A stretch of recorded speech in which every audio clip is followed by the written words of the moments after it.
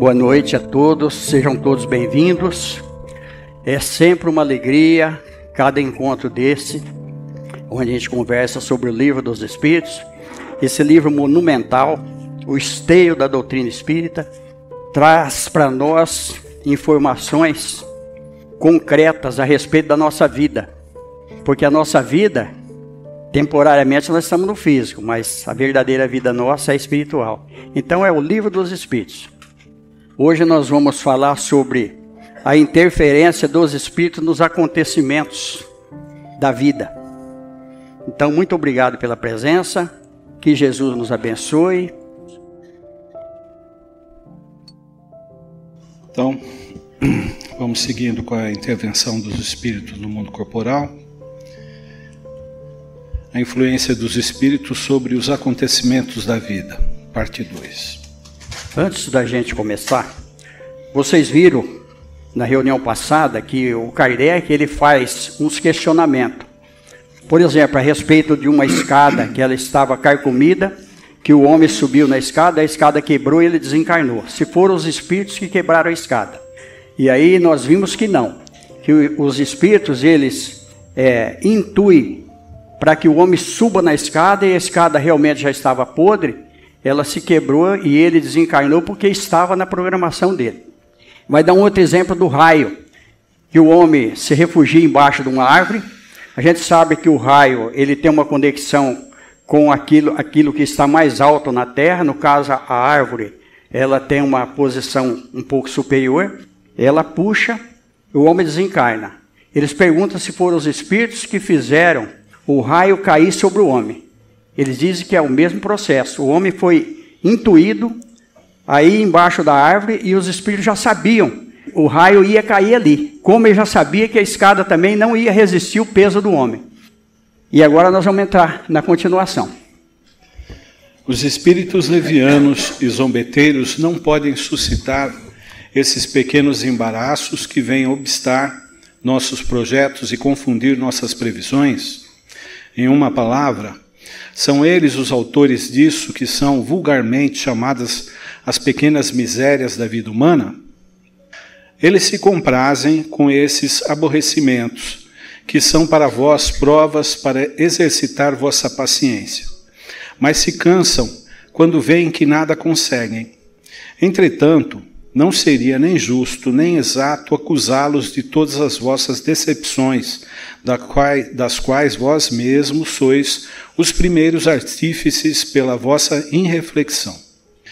Crê que se tua baixela se quebra, e antes pelo fato de tua imperícia que pelos espíritos. Olha que coisa interessante. Aí nós vamos ver o livro dos médiuns.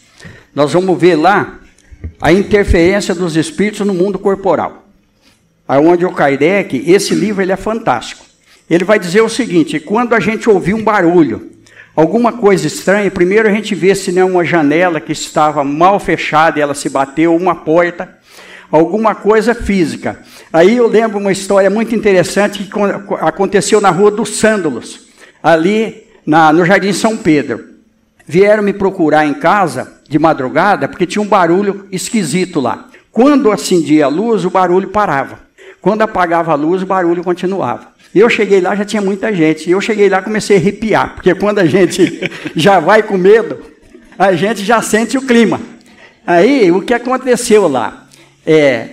Tinha um gato, o gato ficou preso no porta-mala de uma Brasília, de uma perua, do rapaz. Quando acendia a luz, o gato ficava quietinho. Quando apagava a luz, ele fazia barulho. E o interessante é que estava todo mundo assombrado, inclusive eu.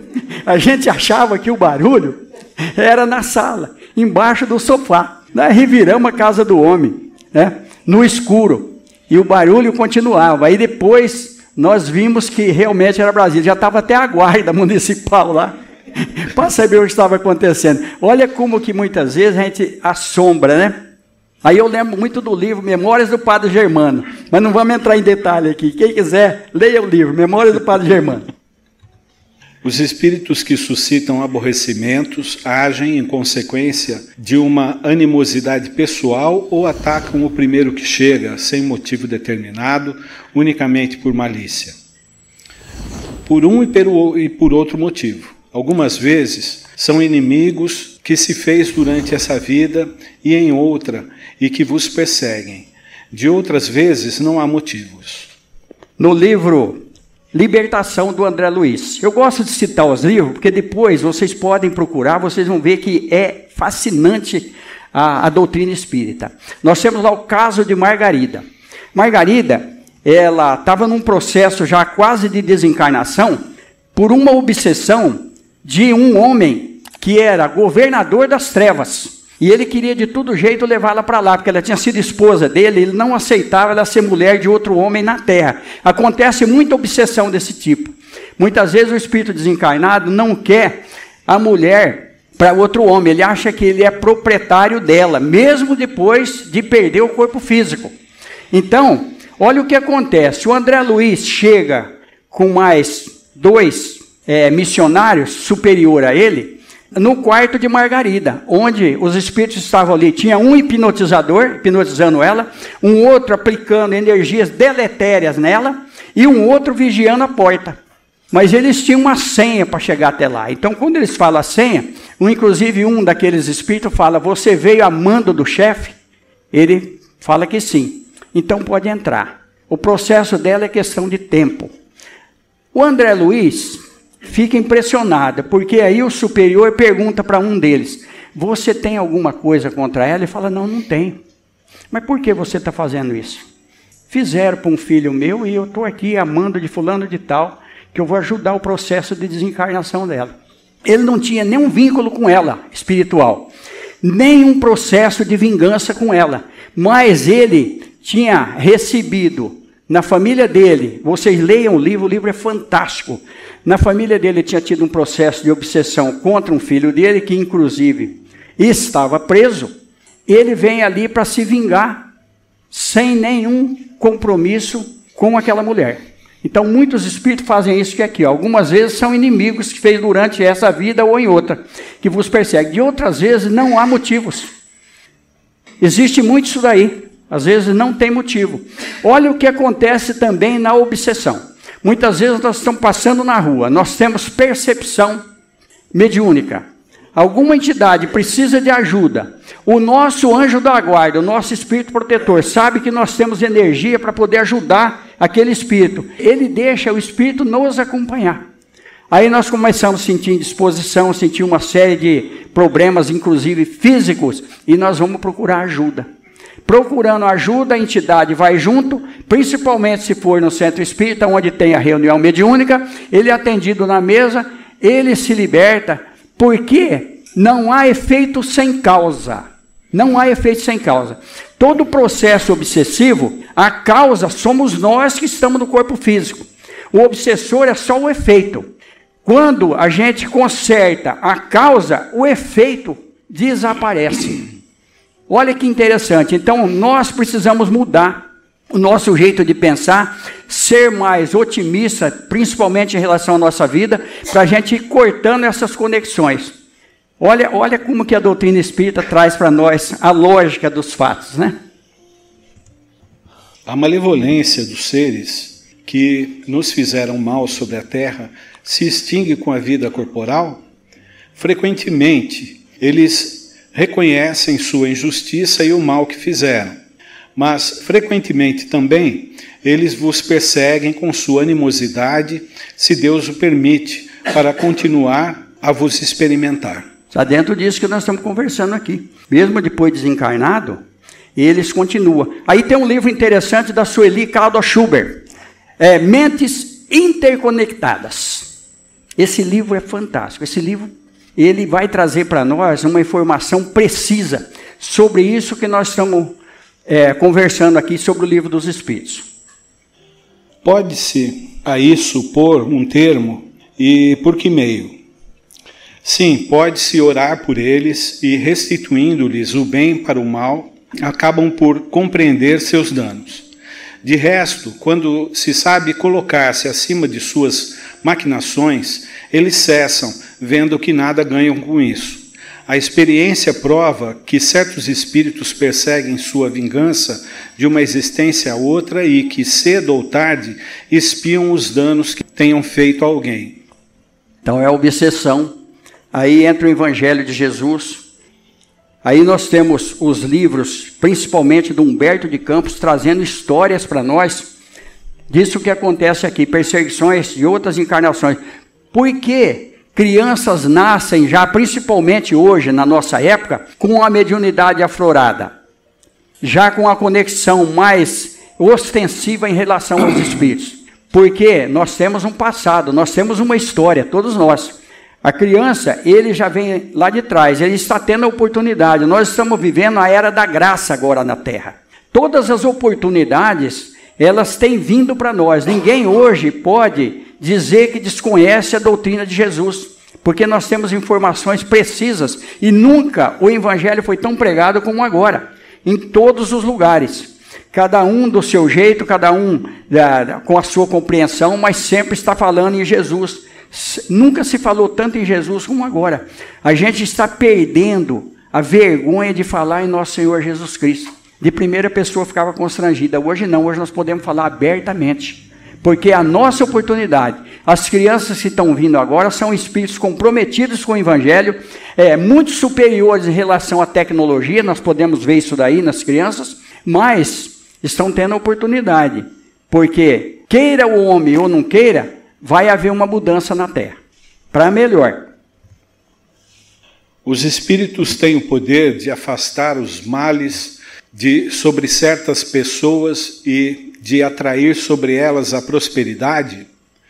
Não inteiramente, porque há males que estão nos decretos da providência, mas eles minoram vossa dor, dando-vos paciência e resignação.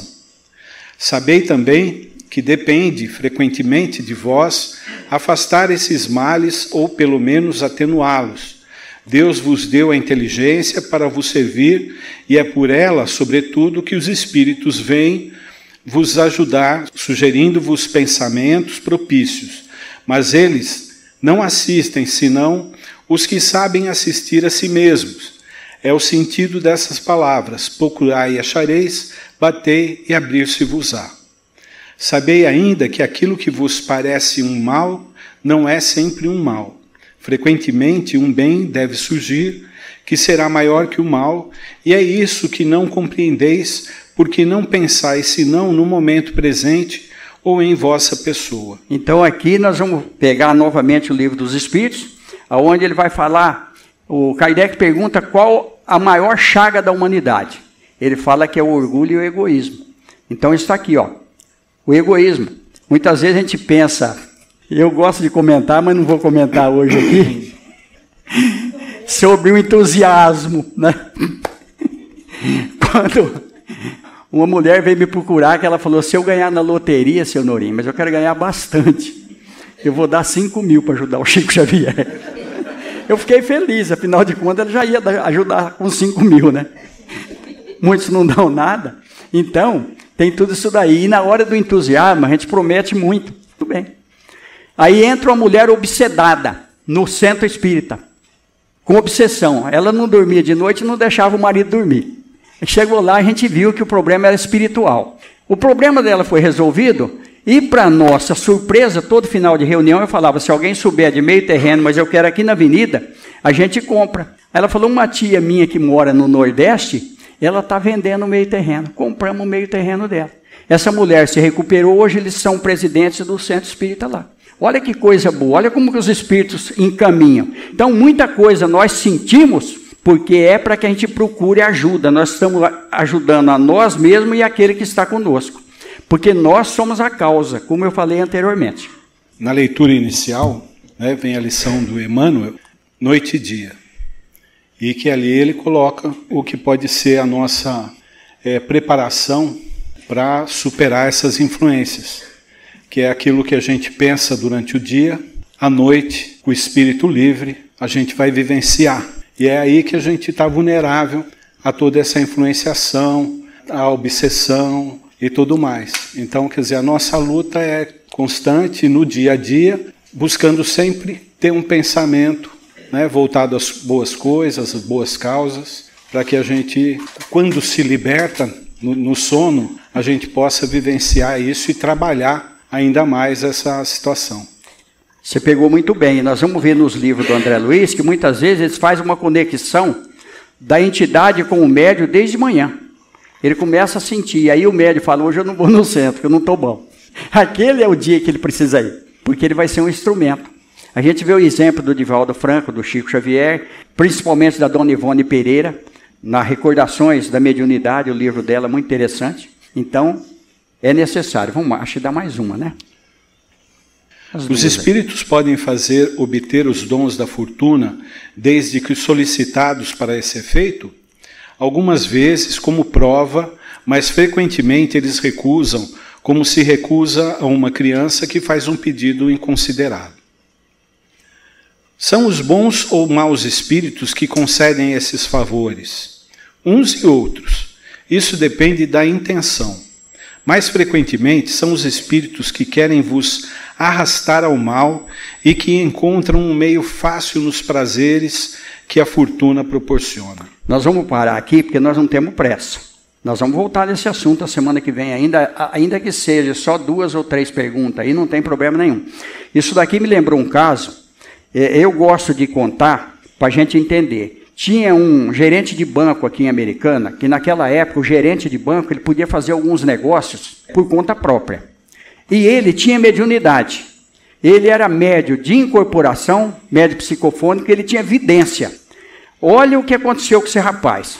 Esse rapaz, ele começou a fazer pacto com as entidades. Por exemplo, aparecia um empresário e ele achava que o negócio ia ser vultuoso para ele, e ele evocava o espírito que se dizia guia dele, para que ele pudesse obter o favor. E ele começou a fazer muitos negócios. E aí o espírito começou a pedir as coisas para ele. No começo o espírito se contentava com pinga, mas depois ele queria champanhe. E já não queria qualquer coisa mais. Ele começou a exigir até marca. Esse rapaz, nessa época, isso daí foi antes de 1980, ele vinha conversar muito com a gente. E a gente alertava ele para ele tomar cuidado. Olha o que aconteceu com ele. Ele começou a fazer alguns negócios que não deram certo. O espírito que se dizia guia dele vinha na cama dele, sentava aos pés da cama dele, a esposa largou dele, não aguentou, não suportou, foi embora. E ele passou a não dormir de noite, e ele foi internado numa casa, num sanatório. Por quê? Porque ele destrambelhou, ele teve muitas oportunidades, ele trocava de carro direto. Cada vez que ele conversava com a gente, ele estava com um carro diferente. Por quê? Porque os espíritos inferiores infiltraram nele a ideia dele se tornar rico. Então, a fortuna é uma prova muito grande. Os livros espíritas falam isso para nós. A pobreza é duro, mas a fortuna, ela pode arrastar a pessoa. Quantas pessoas a gente vê que ganhou na loteria e ganhou muito e que perdeu tudo? Porque não estava preparado para administrar aquilo que ele ganhou. Porque o que vem fácil, normalmente vai embora fácil. Então, por isso que é muito difícil o nosso progresso, porque nós precisamos realmente lutar para que a gente seja melhor. Aí, só para a gente encerrar esse assunto, nós tivemos uma experiência importantíssima em Rondônia, a respeito da fortuna. Num garimpo de cassiterita, não sei se alguém aqui já viu algum garimpo de cassiterita. Garimpo, gente, é um negócio do umbral. Eu fui visitar um garimpo de ouro em Rondônia e fui visitar um garimpo de cassiterita. No garimpo de cassiterita, um médium, nós abrimos uma instituição lá, esse rapaz participava com a gente, ele teve uma premonição, Eduardo. Ele teve uma vidência à noite. E ele pegou um veio. Ele ficou muito rico. Mas aí ele se perdeu. Completamente. Ele mudou completamente a vida dele. Destrambelhou totalmente. E acabou se perturbando também.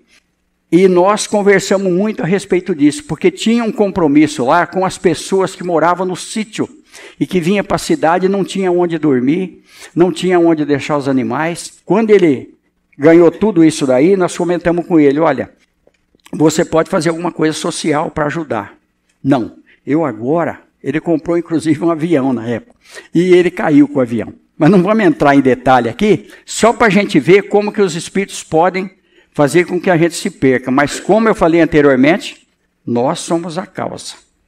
E ele foi a causa. Ele tinha o livre-arbítrio de fazer ou não fazer. Nós temos o livre-arbítrio de fazer ou não fazer, de procurar ou não procurar. Eu citei aqui o guia do Chico Xavier na reunião passada, mas existem muitos espíritos que tiveram oportunidade e não aproveitaram. E depois volta numa outra encarnação, numa situação bem difícil. Vamos para a segunda parte, que Jesus nos abençoe. Cada um faz o seu pedido mental no momento do passe. Vamos focar naquilo que nós viemos buscar nessa noite. Todos nós sabemos aquilo que nós necessitamos. Nós estamos aqui em nome de Jesus. Ele disse que quando alguém tivesse reunido em nome dele, ali ele estaria. Então vamos pedir a Jesus, pedir para os espíritos superiores que nos envolvam nesse momento. Cada um faz seu pedido mental.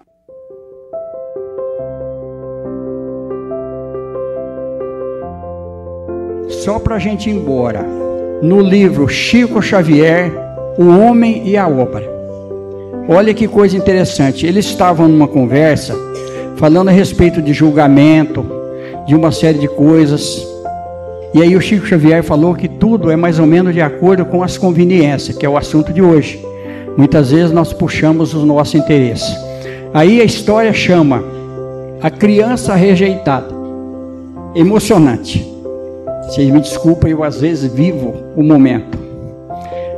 Aí olha o que aconteceu. Uma mulher, ela pegou uma menina, ela adotou uma menina, uma criança, mas a sogra dela detestava a criança, a reencarnação aí, detestava a criança, não aceitava de jeito nenhum. A matriarca tinha ódio da criança. Aí ela teve uma ideia, isso Chico Xavier contando. Olha como que nós precisamos entender a vida. A mulher teve uma ideia. Ela chegou para a sogra e falou: sabe por que eu adotei a menina? Ela falou: não, porque ela é filha do meu marido, de um outro relacionamento. Ela falou: bem que eu sabia que ele sem vergonha, é a cara dele. Olha como que ela parece com ele. Aí mudou toda a situação. Ela passou a bajular a menina, passou a aceitar a criança. Aí houve um questionamento com o Chico Xavier. Chico Xavier, você acha que está certo isso? Ele falou: está muito certo. Ele falou: mas ela usou uma mentira. Ele falou: quando uma mentira ela é falada para o bem e para a evolução, é só uma verdade que foi adiada por algum tempo. Que Deus nos abençoe. Muito obrigado. Está encerrada a reunião. Muito obrigado, gente.